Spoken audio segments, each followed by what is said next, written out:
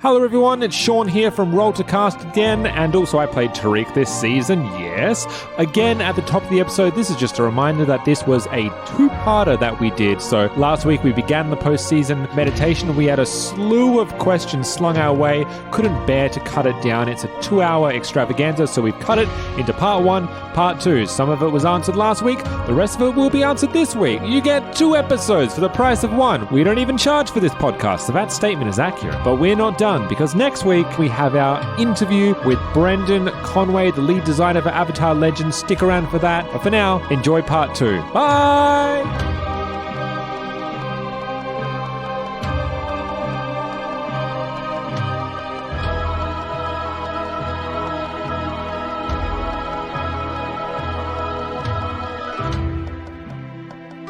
The other question from Tiger Claw is to Chris. Okay. Who was the lady in the mask? Did the rejection of her offer of help affect the direction of the story as a whole? The Lady in the Mask was a character that I came up with after looking at how to make NPCs from this game. You take because all the NPCs are solved characters. All the player characters have 2 directions that they can go. The NPCs only have 1. They have a fixed perspective. They are not as 3-dimensional as your characters. They know who they are. They know who they are. Yeah. They are not teenagers. They are adults. They have cynically, pragmatically resolved that question and all questions, and now understand who they are. Yeah. Until a teenager comes up and disrupts that.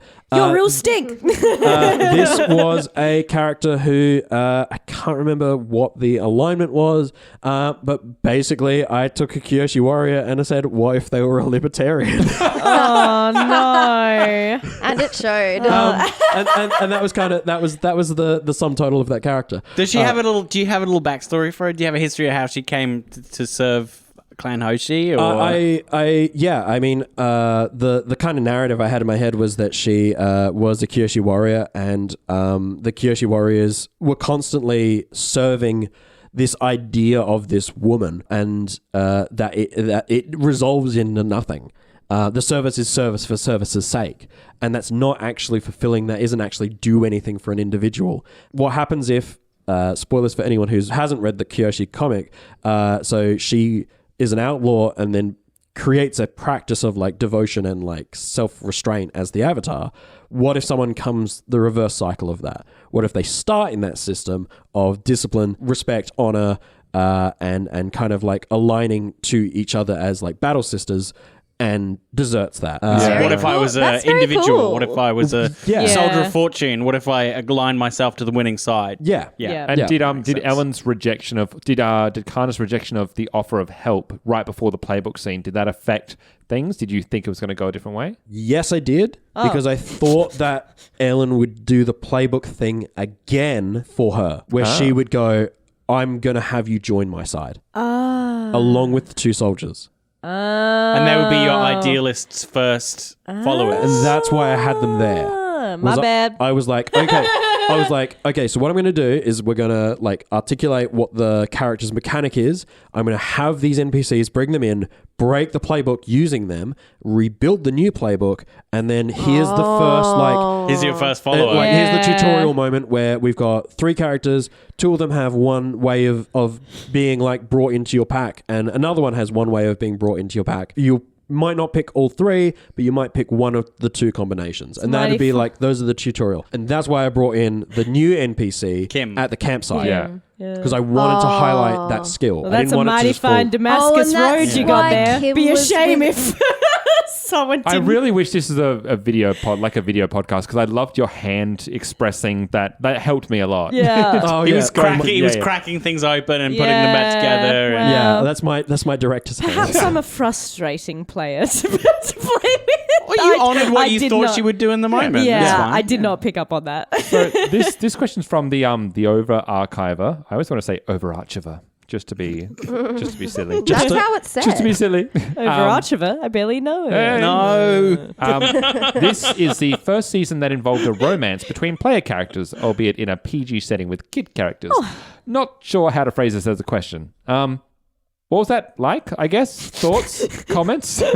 I Solo. loved it. Yeah, it was like, I don't know, it was a little awkward, but I don't know if that's because it was genuinely awkward between us, the actors, or if I actually think probably a lot of it was to do with the fact that we were playing it very awkward. Yes. Yeah. I It feel was that. very sweet. I just listened to that today and I was like, oh, it was actually really beautiful. Like at the time I was like, oh, what are we doing here? Okay. Yeah. But I thought it was really beautiful and really sweet. And listening back to it as well, I loved picking up those little moments that kind of led up to it. Like it didn't feel Doesn't like it come came out of nowhere. No, and that's important as well because we didn't have a conversation about it before game. This was just something that came out organically through the characters. Yeah, I mean, we'd kind of joked about it, and then like we should have known that we joked about it, and then Chris then was it would like, happen. "I will make it happen now."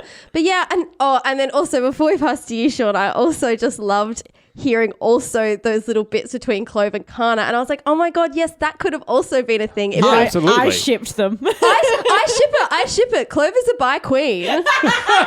Like I forgot about that, and I forgot heard it that here, could guys. really. Yeah. There's a version of a story as well where like Zhang and Clove as well. Like it just goes everywhere. Like it could have been Zhang and Not It's everywhere. familial. It's Not familial. everywhere. No. No, because No. Kana Zhang was and- only. That's a hard no. Kana was Zhang and only into Tarek I was keen girls. for. Zhang and Tarek I was keen for. I think absolutely every pairing could have Yeah, happened in some same. universe. Oh, I saw yeah. Zhang and Kana. Yeah, That's what I thought think as it's well, yeah. I was open to it, even though in my backstory I'm like, kind of only liked girls. But if the chemistry is there, it's there. Kana and Clove had chemistry. I was like, oh, I forgot about that. It did feel, and I thought, funnily enough, that did feel like a TV show because they would kind of sprinkle in a little bit of like the gay agenda for lack of better words. Oh, there's always Queer representation. like, All You woke morally. gay baiting. there's always Queer always baiting, yeah, there's queer always those baiting. little like there's always ship teasers in. there's always Yeah. ship teasers. Avatar loves its ship teasers. Yeah. You know? And then Oh, has Katara like the main Zuko, ooh. storyline. Yeah. I Yeah, thought it was how- very sweet. I really liked it. Yeah, I wonder how Sean felt. Hated it so. No. Yeah, no, it was very fascinating because up until that point at Roll to Cast, the only real kind of flirtations and romances we've had been between whoever the GM was Yeah, that's right. at the given time Yeah. and a player character, like starting with Amelie and Cassie, and I don't know who else there. Jane, The Way, and Yes. and, Jane the Way and Spitfire. And like, so it was Yeah, interesting to see what happens like when two players feel like comfortable enough to see Bowser, you'll get your turn soon. When two players feel comfortable enough to like go, all right, let's just see how it goes. And I felt like it was really us. We'd take one step and be like, oh, okay, cool. And then take another step forward together until Chris was like, okay, they're going down here. And then you kind of really orchestrated it in the end. But I think probably a nudge was useful. Yeah, but we also flirted with the idea of like them having little schisms and little spats as well. And they would Yeah. actually still, which is very in keeping with an entire season of the will they, won't they sort of Yeah, thing, which yeah. is fun to mess with because it could have then completely separated them, but then to see it keep coming to and fro was just fun to play as well. It was very Yeah. fun. We- Yeah. we Sometimes I'd pick a fight with you and be like, because she can. She's only yelling at you because she can. We didn't spring it out of nowhere as No. well. Me on the players. Just want to make that. No, Yeah. absolutely not. But I think you came in with an idea of what that episode looked like. And then Yes. we kind of and yeah, you didn't spring on us at all. Like we kind of knew what was going on. Yeah. Very quickly, Yeah. as you can kind of hear in the episode. But I think it was valuable to have, like, that was one of the moments that I was thinking before of like, yeah, you did actually set up narrative arcs for us to follow within like an episode or two, whatever. But and like you just like sprinkle crumbs for us to follow, for us to kind of explore this story that you'd created. Yeah. I think this is the joy of Roll to Cast being, between us all as trained performers who have all worked with each other. It is that delicate feeling out of, like you said, a step forward, open to the possibility. But then also, I think we have had flirtations with, at this point, NPCs and PCs where it's like a step forward, nah, these two characters aren't going to work together. Okay. And as well as it's not live. So, we can have discussions out of character and once the microphones are off as well about, hey, what do you think about this? Oh yeah, we'd go into like the living room every day and be like, we ship it. Yeah, that was most of the conversations, Can I actually. just add one? Yeah, of course you can. One little thing. I think it's one of those things. Speaking as an actor, No. No. I think it's one of those things that I think if you haven't done a lot of a performance and stuff, that just seems like a lot more awkward on the outside looking in.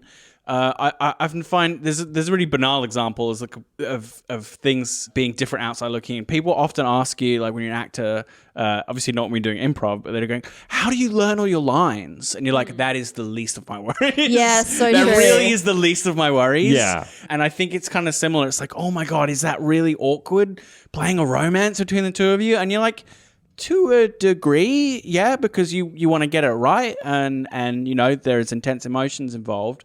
But like once you trust each other, it's not that much different than playing any other emotionally intense scene. Yeah. So yeah, I think that's maybe just a kind of like the inside look at it is like, yeah, it's romance. It's just another kind of emotion that we're trying to embody. Yeah. Yeah, definitely like the trickiest part was like negotiating how far each little interaction was going, and like that kind of dance between them was actually harder than like, it being really awkward. Especially romance as teen Yeah, characters. yeah, It's that's what always it really like, was, is like because that these are dance. these are not characters who've probably fallen in love before. Yeah. And also, how do we negotiate as a that? season, just knowing that it can't peak too early and it needs to have a progression and a graduation period as well. Even if it finishes, like it can't just be straight away in that first episode. So it's knowing how much to introduce and to like kind of go on with as well. Yeah. Can I tell you when I knew I was going to insert it? Yes. When? When the two boys and the two gals went off into their separate corners.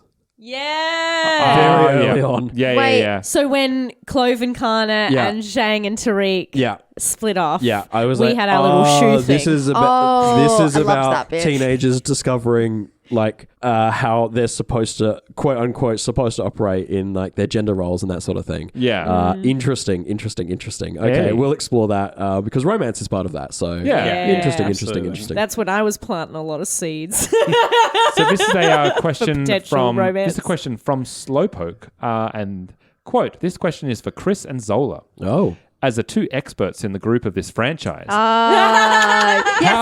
Like, look at my glasses. how deep does your knowledge go? Fanfic? The comics? I presume both Aang and Korra's series have been watched. Also, a related question. Yeah. Who knows more out of the both of you? Who is the greatest at Avatar knowledge? Definitely Chris, because I've not read the comics. Yeah. And also, I do not like Korra. Same. The series or the character? That's an uncontroversial take. I can't get through it. You can't get through it? I cannot tell you how many times I've sat down. I've only about 4 episodes in. I truly cannot do it. I think we were talking about, was it us who was talking about how season 2 is kind of a bit better and a bit disengaged from the main arc? No, season 3 is. That's season 3. Season 3. So maybe You're I like, need I'm to never go- getting there. Well, maybe I'll just go watch that, but I truly find it such a slog. I don't like the tech meets. No, nor do I. Yeah, meets like this Avatar magic that they've set up. No like, one played an inventor in this as well. There's something you can do. No, they but, did. yeah. Ellen did. That's the archetype that the inventor is based off of. the successor or the successor okay. is mechanical technology in Okay. Korra. So Azami is the successor. there you go. Well, the Korra. successor is based off. yeah, well, I wouldn't Yeah, know. based off. So she's. So you're the incorrigible. she's the character who's supposed to get the mechs. She has a dynasty of like mechs. So, can you why talk I to was- us about the comics? I don't know anything about the comics. So there's lots. There's many. There's many. There's heaps. There's the kind of I think they're technically a graphic novel for Kyoshi. There is I think they're graphic novels. Or did I read a book and forget it? My brain is terrible. Then there's post-season Avatar Last Airbender content. Yeah. There is some small scattering of Korra stuff, though I'm not sure if that's official. There's lots of Avatar Airbender. Well, this explains stuff. why there's like that. Like you remember getting that core rulebook and just how it's pages and chapters upon Yeah. chapters of all the different eras that it talks about. These are only found in these comics, sort of thing, and that's Yeah, how they it's extrapolate quite all the deep. lore. Yeah, there's a lot, and look, there are some creative decisions that happen in Korra that I disagree with creatively, I kind of fundamentally disagree with them. Are people going to watch Korra, do we think? No. Nah. Chris, I haven't even watched Avatar. That You makes think I'm me gonna so watch sad. Korra? Even if I one day finish it, I won't be mad by anything you say today. So, like, okay, the spirit world is a real tangible place. What? People can go there, and souls can be preserved there. So, Now we're getting into some pathologic stuff. so like 100 years later, Iroh's still around, which kind of feels like a kick in the teeth a little bit, because I'm like, wow, that Wait. sucks. Iroh's alive and I Aang's knew that, not? but I read it from a Yes. fan fiction, so I'm like, Well, Aang's alive because all the Avatar is Avatar's alive. alive. So- Also, but the Avatar doesn't the line of line get succession severed? gets severed. Also, the badger moles and the koi and the dragons and the bison do not teach you bending. All dragon turtles teach you bending. Explicitly, exclusively. Let me get So to you want to some learn? You other want to learn thing. any form of bending? You go to those. What are they? that sucks. Dragons. You go to the dragon turtles, who are I'm so lost. wait, in the spirit world? no. So they were. They're talking about the original So benders. The right? spirit world. Oh, the and original benders. The spirit world and the physical. No, the spirit world. I think, and the physical world were originally connected. I can't remember. Yeah, I Yeah. remember. And I then kind of know this First stuff. Avatar steals fire. So you get some like real like what do you call it? Because Prometheus. Prometheus, thank you. firebending's from the dragons, right? No, firebend is from the Dragon turtles. Dragon turtles. lion turtles. Lion turtles. Oh my Everything comes from the lion turtles. Did I Everything say comes from dragon turtles. turtles? You said dragon earlier? turtles. You did. Yeah, okay, lion turtles. Dragon turtles, they don't exist, silly. Everything comes from the dragon turtles. Nothing comes from the dragons, the bison, the koi, or the badger moles. That's and I so think sad. that's frustrating. I don't like that. I'm fine having not watched Korra. I thought he was. I thought the first bender was given bending. He stole it. And then he went around getting it. Well, they gave it, but We were so far in the I think weeds. because guys. I have heard this. I've read a lot of fan fiction, so I actually have heard a lot of this stuff. But I Yes. would be like, oh, why is this writer making this? No, and like, it's so not, it's mate. actually really weird hearing it now, being like, oh, It's yeah, canon. it's canon. that's I'm gonna, canon. I'm going There's to so wrap much. this. I'm going to wrap this into the next question. From Can I just say very quickly? Season I 3. try so hard. Season 3 of Korra is excellent. I will really go do watch recommend that. people I'll check go it out. watch Steamrolling that. through this. Role playing grenade. Chris, Hello. with Avatar: The Last Airbender being a property with a lot of lore and arguably the best known of the systems and settings y'all have played in, was there extra pressure to keep the story as canonical as possible? Did that change as the game played? Yes, yeah, I was really stressed about it. Man, for a brief about- moment, I thought we were going to kill Luten. So I got the night after we Paradox. recorded, I went home and I looked at my boyfriend and I went, I've made the biggest mistake. I've ruined the season. I'm an idiot. I've ruined everything. what did you think you'd done? I put you too close to a changeable event for canon, and I did not want more of exactly what you expressed, Zola, earlier, which is I can't blow up the dam because that's a retcon, right? It's not retcon. That's a continuity issue. yeah. right? Yeah. It's, Yeah. yeah. So I was like, I've ruined everything. And so that first night I had maybe like in my head 5 or 6 rewrites. And then I was like, okay, so I could do this. I could do this differently. I could do this differently. And all of this came out because Ellen, Oh, no. Ellen was like, oh, that's Lieutenant. I'm sorry. I thought it was a thing I would know. Like right at the start. Totally. Yeah. There is no reason why I shouldn't have thought of that. I was like, but you were just like, that's Lieutenant. And I'm like, oh, Oh, I loved no. how juicy that was, though. Like, I wrote son. I was like, oh my goodness. I'm sorry. Did you not write any of this down? Was this all? Did you say you wrote this in your head? Oh, the whole season's from my head. Oh, that's so frustrating, man. He's annoying like that. That's yeah. so. All right, do you want to look at these pages in front of me for Starfighter? You This is all should, written you should see his down. notes. You should see his notes for Vampire, just It's on a like, phone. It's just like an It's A4 it's an A4 page. Yeah, It's that's like, how I. get That's how I lost, man. thought it was meant to be done. Because when I did Pulp, I stuck to the vampire No, form and did like man, 2 do it like pages, me. and then I got Feed the Beast. I'm like, what is this? Feed the Beast. By the way, Feed the Beast is like a nearly complete like actual campaign book in the style that you might pick up in a shop. Well, you're frustratingly talented. There you go. I'm frustrating. I have a really irritating ability to process a lot of stuff in my head and I don't need to put it down. I had a very famous theatre director yell at me in front of my actors when I was at directing school. I won't name her, but she's an Australia. She has an Order of Australia award. She's directed on the West End and Broadway the same show. She's the only person to do that. Yeah. There's not that many people. Now you're narrowing it down. I feel like once this episode comes out, I'm just going to go over those clues until I find her. Her name is Snail Bedsworth. Yeah. Right. And she yelled at you for not writing things down. Well, she was like, "Where's your like script for the play?" And I'm like, "What do you mean? The actors know the lines." Wow. And she's like, "Where are your notes for your directorial decision?" I'm like, "In my head." In my noggin. And she's like, "So I'm why aren't you obsessed. taking any notes?" I'm like, "I am. They're in my head." My brain. And the person who constantly complains about their memory. Yeah. Yeah. Perfect. I'm going to start doing that now. That's the way I'm going to go through life. It's like, are you going to take notes? I did. I do. In Even my if I head. haven't. I in have my brain. no idea that I had no idea that was such a big. Well, I knew it was like big, but I kind of thought you were for some reason trying to bait me into killing Lieutenant. Because I was like, well, Chris knows that I know this. Surely.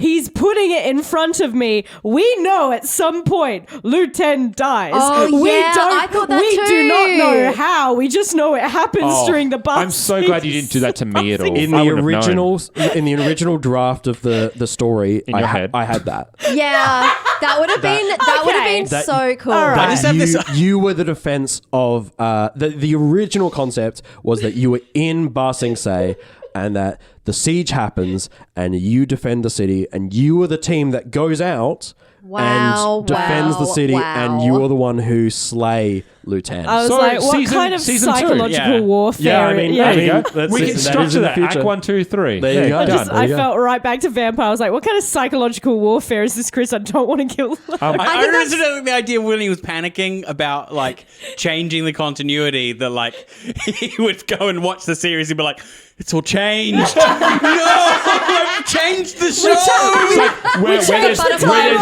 Where there's Lieutenant, there's just a blank space. No one there. The best episode of the show just doesn't exist anymore. Yeah. Leaves on the Vine is not a song. Good. It's soccer singing like some sort of happy jig song. Also from Role Playing Grenade, for the players, how is it like playing a game where other PCs could mechanically change your character? Awesome. I loved it. Yeah. That sort of stuff for me is great. I love this idea of you might have an idea of, what your response is going to be, but if the dice roll changes, go with it. For me, it's just a nice acting exercise as well. Yeah. To go like, you might have, as I said earlier, like I knew what Tariq was going to do in every moment. I knew what he would do, but what if that changes based on the roll of the die? And- you have to relate to that. Yeah, I like it because I feel like it added that layer of complexity to these characters. I feel because they were constantly being pulled between these two diametrically opposed forces, and you never really knew which way they were going to go. We have this chat. I can't remember in which episode, but where we talk about, sometimes we need to go against the normal role player idea of, well, this and that and this have happened and this character's on this path. Sometimes we need to kind of impose this change because this character's always between these two forces. It's not like one is better than the other, right? And normally in another role-playing game, you'd kind of think of that as just starting stuff. just kind of throwing forks in the Yeah. road for no real reason. It's like, no, this is part and parcel of the game. So I thought it was really cool. Yeah. I think you have to like this kind of thing.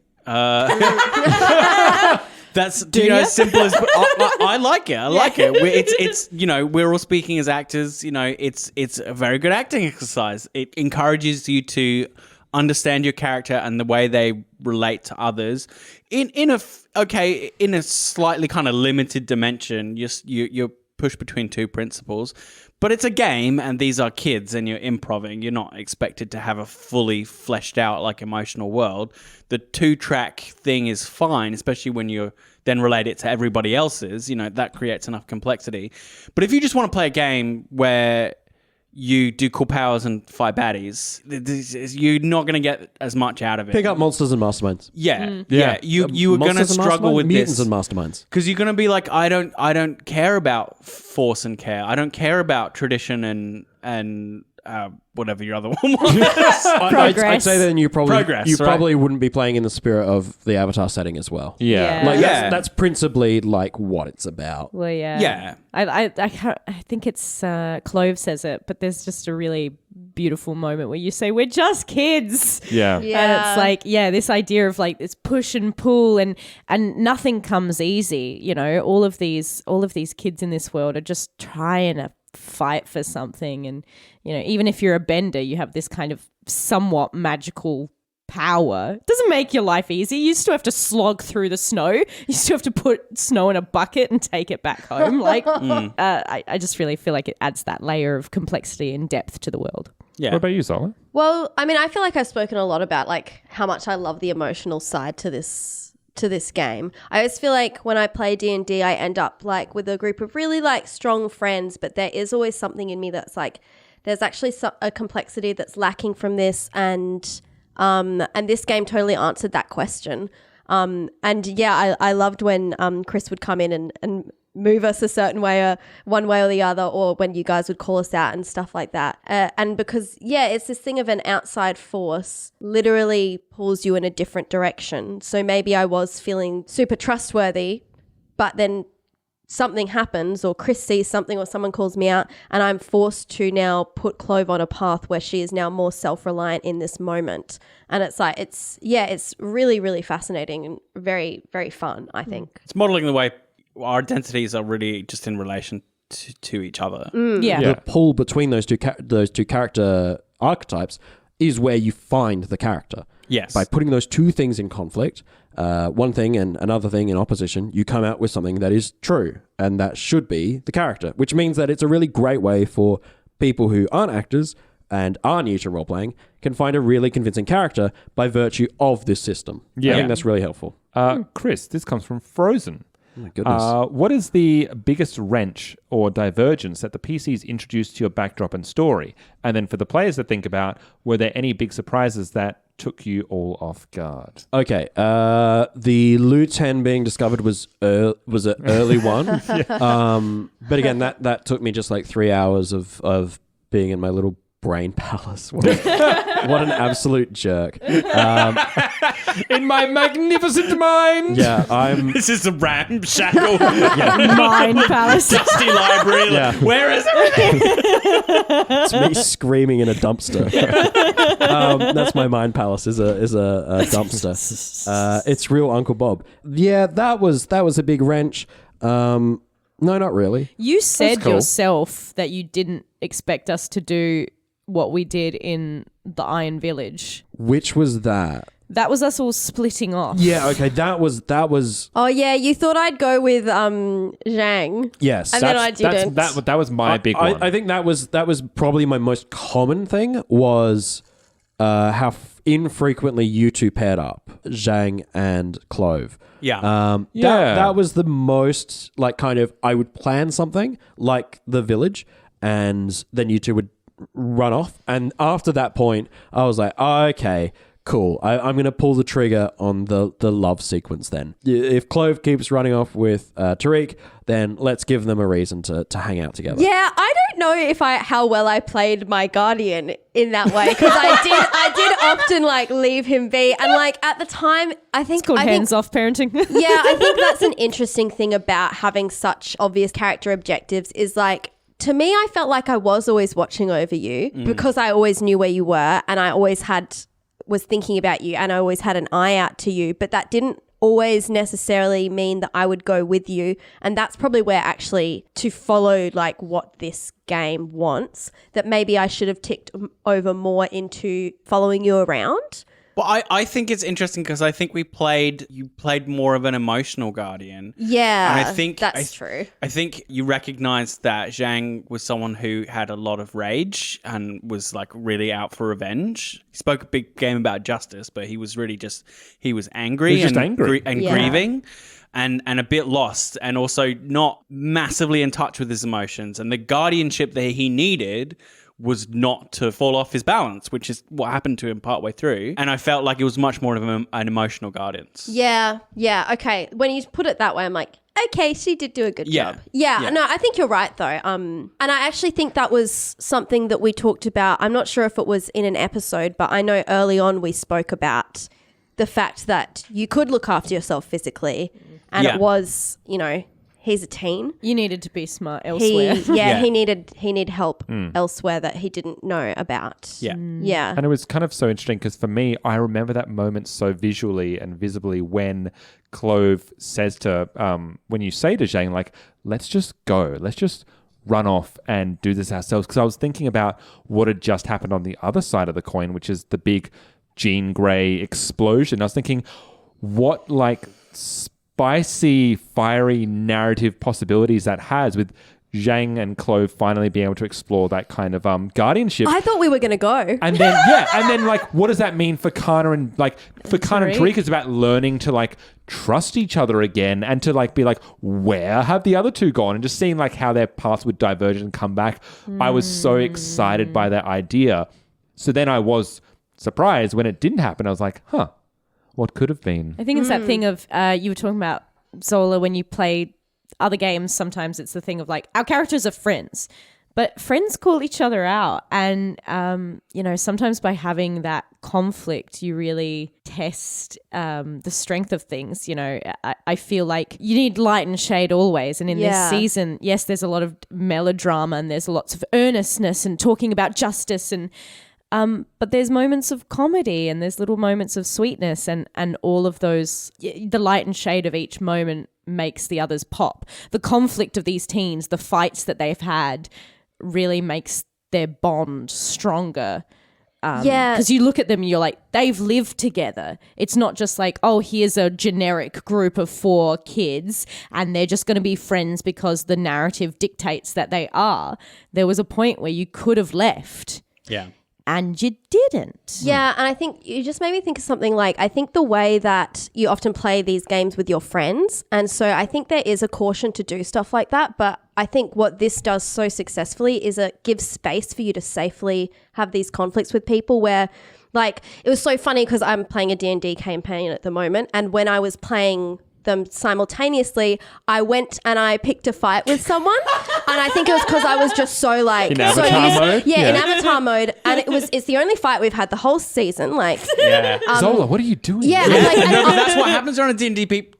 We're like, what are you doing? yeah, but afterwards, You no trying one to did that. PvP? They were all really happy, but afterwards, I went home and I felt really bad, and I felt like I'd been really annoying, and like maybe I had, maybe I hadn't, doesn't really matter. But like if you want that kind of dramatic stuff, you need actually to give your players space to do that. Yeah. And there's the, because this is so collaborative, it never feels like as a player, the tables have just turned on you. And it is that feeling of like, what are you doing? You're trying to PvP? Like, I thought we were collaboratively telling a story here. It's great. Yeah. It's great because you can have like to that moment that we're highlighting, right? Where you wanted us to leave and I called you out. The mechanics mean you can have a moment where the characters are really against each other. They're really upset with each other. And the player's like, that was awesome. Well done. Great. Totally. We're really angry at each other now. Wicked. Oh, that was great. It's so funny that this mechanically does what I felt so viscerally at the end of last season, which is for The Witcher. So just spoilers for the end of The Witcher. But with Blood-Soaked Rose, like Chris and I go off at each other in a way that we flirted with in season 1. Bob and Junk have a few little kind of tit for tats, but we go hard into each other. Last episode's nuts. And I remember at the very end, like we finished, Chris and I just turned and just shook hands and laughed because it's so funny to me to be able to be so harsh to one another and then finish be like, let's get a drink. Nice. Good show. Yeah. But to answer the question, Oh, yeah. There are questions. The bit that surprised me was like I knew it was like around the siege of Ba Sing Se, but like we were after Bashira so hard that when the idea was introduced that actually Bashira was part of the Siege. Like, I remember, like, me loving Avatar. I was like, that is so cool. Like, I'm so glad that we're going to be part of that story now. So that's what surprised me. Yeah. Yeah, nice. Well, first of all, thank you very much for everyone that gave us questions on Discord. Thank you. We love you all. Thank you for being a part of our guys are the community. best. We also have just a couple of questions here from the old burning fire that is Twitter. I like it there. It's warm. Play I still get my memes. I don't really see much else. I'm going to keep playing violin while this city burns. As long as your memes don't insult Musk, you're absolutely fine. No. This A lot of comes the time they do. This comes from Pedro.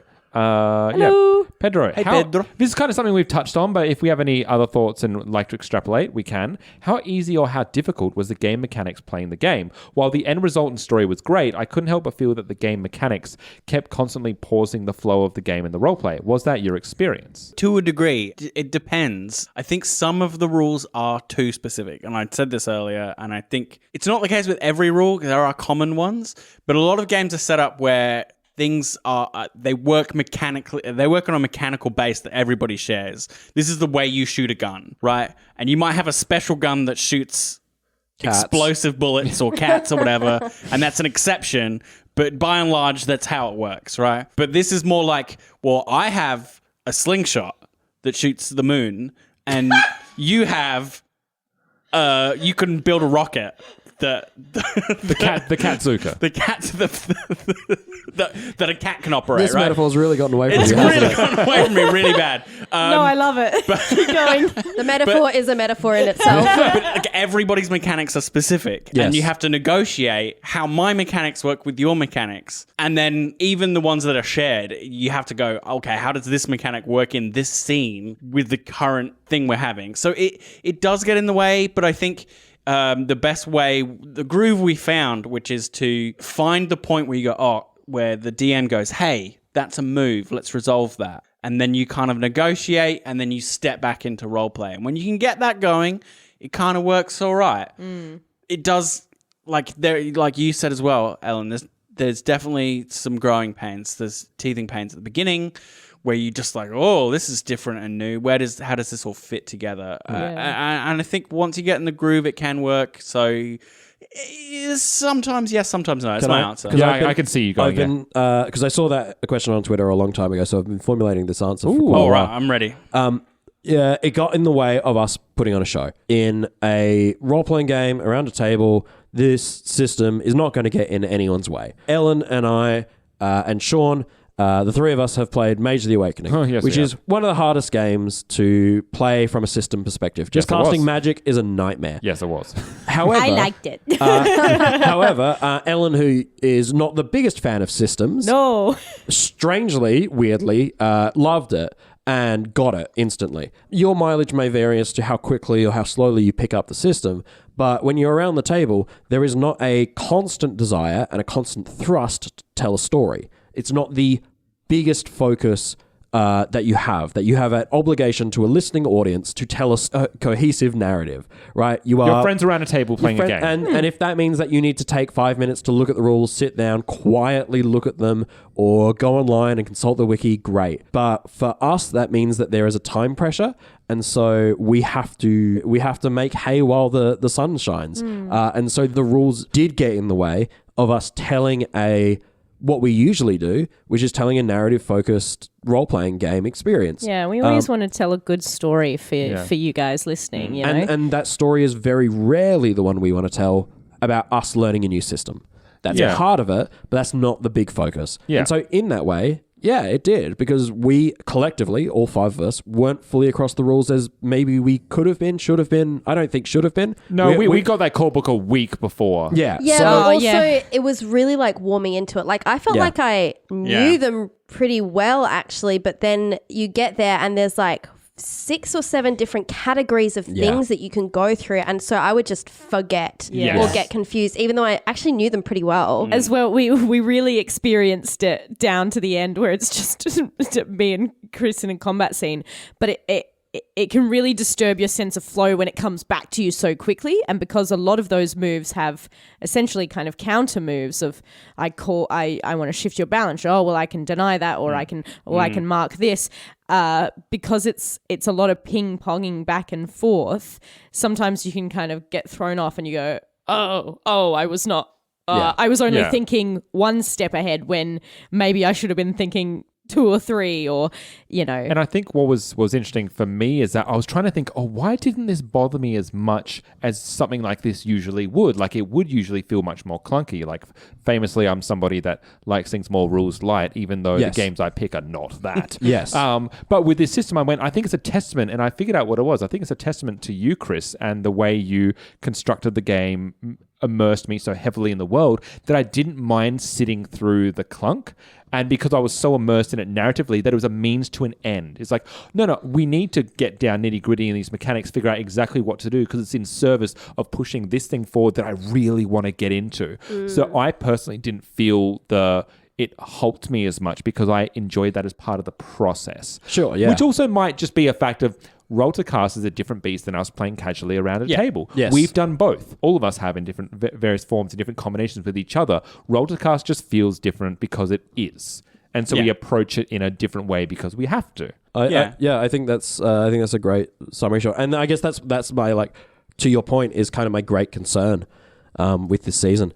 Not as like an anxious worry thing. It's just that I'm an always anxious worrying person.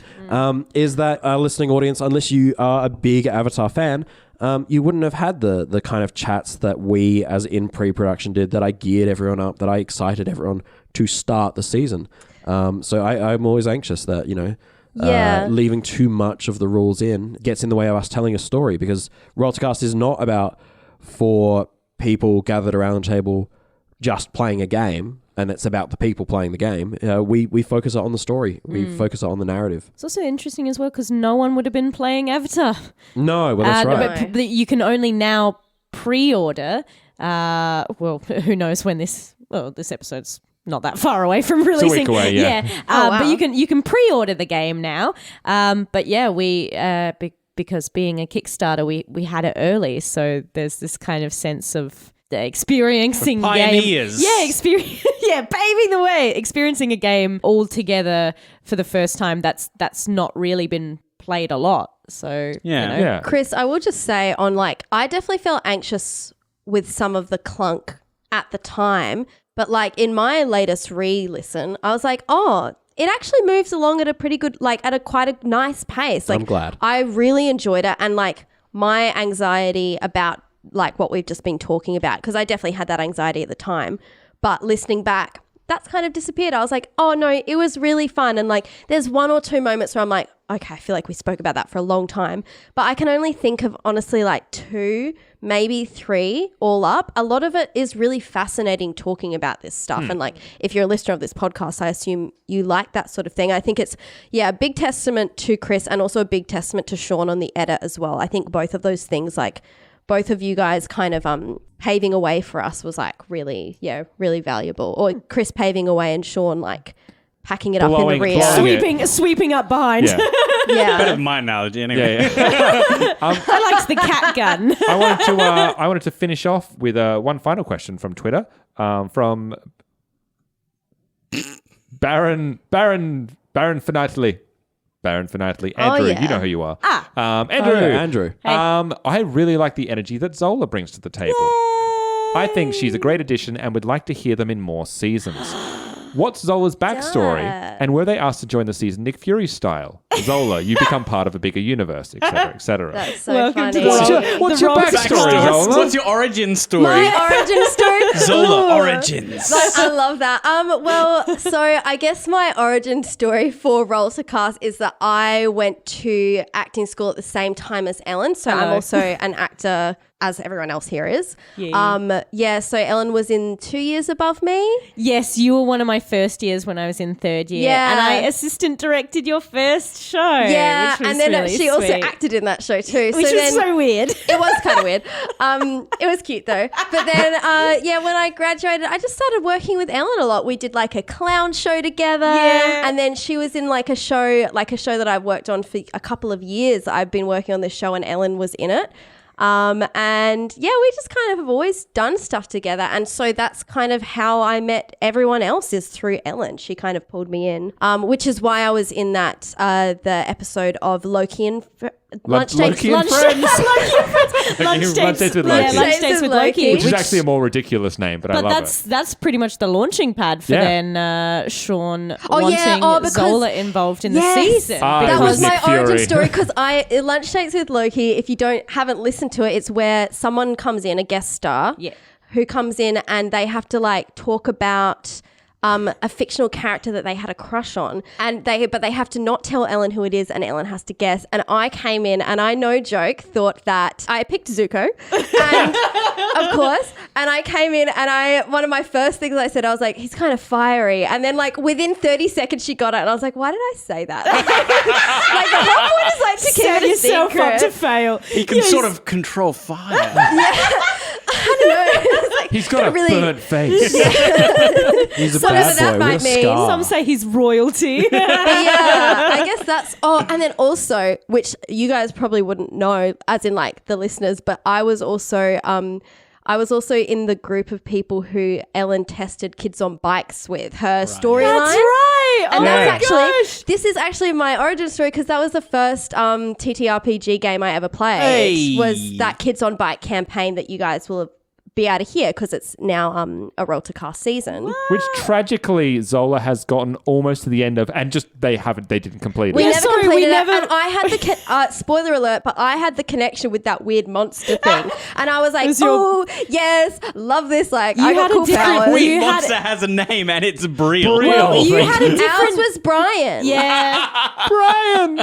it's so interesting. Yeah, and that was so valuable working. That's why I picked Zola to be in that test group, because I really wanted someone to ping ideas off, and I knew Zola, just from playing the test game of Kids on Bikes, gave me so many ideas, so many settings that I had not intended on exploring, so many NPCs I intended on speaking to, that ended up in Kids on Bikes proper in Mystery Down Under. So yeah, wow, Zola's got a whole Roll to Cast Yeah. I extended do. universe. I That's do. wild. You can Yeah. also, You so had your by own the solo way, film that brought you into the. if you're a Patreon member and you have access to our backlog of That's right. episodes, that's how you right. can get Lunch Dates with Loki, and you I can did see one. Zola there. Also, if you jump onto our YouTube channel, onto Wake Up Night Oh, City, yeah. Zola is also Your Bliss. a character in I Wake can't Up remember Night your City. last I name. know. Okay, it's so funny. If you guys go But watch it, then neither I'd could say you. about 5 different names. I call her Bliss. I think Floss, or I don't know, something else. It's also Perfect. worth noting Perfect. that Zola got the call the night before to be a part of that, knowing nothing about Cyberpunk 2020 It or was- read or anything, and just came in and It did. was very did it. funny. Zola came in. Obviously, the stream had already started. I was like, okay, come on, we're going to get you into makeup. And then just like while we were getting into makeup, I was like, okay, so there's Uncle Bob. Sometimes he's in a dumpster. I felt pretty proud that day. Ellen gave me like about 5 talking points, and I put them all in. Every single one. And just before you went on, I gave you a clown mask and I said, you should say that you killed a bozo. They're And I like, did, and and I you did. And it was like, I just remember the look on Chris's face of like, like, what? What? She's hitting Who it. is this? Yeah, so that's my RTC origin story. Yeah. And my TTPRG. TTRPG. Yeah, I said it right the first time. yeah, you did. Oh, yeah. sorry. My bad. No, like before. That time I didn't. Yeah. TRTTPGs. That was both of my origin stories. Wow. And that was all the questions from everyone. Excellent. that Thank you, came in. everyone. So Thank thank you. you so much. Thinking of making this a 2-parter. We'll see. It's long. It's been long. It's long, but that is so good, and we couldn't do it. We couldn't have episodes like this without everyone kind of writing in and giving us awesome questions. It gives us the time to do that. Yeah. Because it's been also a massive season and a massive undertaking, and it's been one of my favorite TTRPG experiences doing the Avatar Yay. season. I loved it. I said 2. It broke 2 RTC records, but really it broke 3 of longest PG and first PC romance. Yes, that's right. So just this Winning it's all those all awards. great new stuff, and it It's won a us. record And for it most won us PG. and it won us an Emmy. Oh, in yeah. some way. In some Big ways, yeah. congrats. Yeah, that's awesome. First of all, thank you, everyone. Thank so you, much. everyone. Thank you, everyone. And I thought we'll take this opportunity very quickly. Some people already know, so I can finally talk to everyone about what is going to happen next season. And next season is going to be GM'd by myself, and we will be playing the game of Starfinder. Which I realized I actually mentioned in our Pulp Cthulhu postseason episode as the next game I wanted to do. So There you go. You So revealed for- it long That's ago. called Revealed it. foreshadowing. revealed it literally exactly 2 years ago to the day that this comes out. We're going to find some Wow. stars. Yeah, so this is going to be a season with another brand new player as well, actually. Yeah. One that is not Zola. No. Oh, but just as excellent. Exactly right. Absolutely. Truly, though. And so if you are listening to this, if you'd like a little bit of a prelude to what to expect from our new player, Karma's actually already been a part of Roll to Cast Live. So if you jump onto Yes, Roll to Cast Live he on has. the October edition, Karma plays Dark Heresy. Yeah. So that can be a lovely introduction to Karma before you jump into 2 weeks from now. And he's been in our chats quite a bit. Yes, exactly right. Every Roll to Cast Yeah. Live, Karma's always in the chats. So in 2 weeks' time, we will have Starfinder, but there's still next week to think about. And next week is going to be our tried and true interview episode that we do every season. And we have the lovely Brendan Conway, the lead on Avatar Legends. Wow, Yes. that's really cool. Yeah, it's very exciting. I didn't know that. That's awesome. I'm going to ask him all sorts of hard-hitting questions like, what's his favorite character from the TV show? who what do you think? what ship does he go with? Well, yeah, Well, that's he the was real. at pains to say that while he's the leader, it was a very collaborative process. Yes. So Yes. I am keen to hear all about that process. process. Making a and game. Yeah, I'm collaboratively. really all the different people that help bring this game together. I'm really excited. I think it's one of the most one of the richest Kickstart projects in the TTRPG community. Absolutely. I think $8 million behind it. Wow. Huge. it's a real team. quality product. So yeah. I'm really excited. I want to know about the pressure. I want to know about the process. Yeah, absolutely. With a collaborative process, and does someone has to call the shots, or do you sit down as a team and Yeah, how exactly, do you yeah. do that? Nice. I'm curious. Well, jump in next week to see everything about Brendan Conway, and then on to the stars with Starfinder. But You're going to tell them what it's called, or are you going to wait for that? I'm gonna let that come at episode 0. Oh, nice. Okay. Very nice. Like it. Yeah. Such a good name. They gotta wait. It's a really good name, guys. Good job, Alex. I'm proud of it.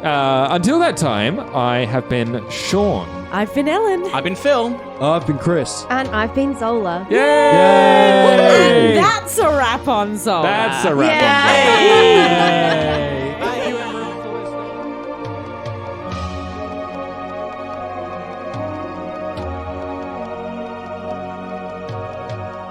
You have been listening to Homeland, which is a Roll to Cast production. The best way to find us is on Twitter, Discord, and our Patreon. All our podcasts are on Acast, Spotify, YouTube, and all good podcatchers. You can support us on Patreon at patreon.com/Roll to Cast. Avatar Legends, the role-playing game, was created by Magpie Games. Nickelodeon, Avatar, and all related titles, logos, and characters are trademarks of Viacom International Incorporated.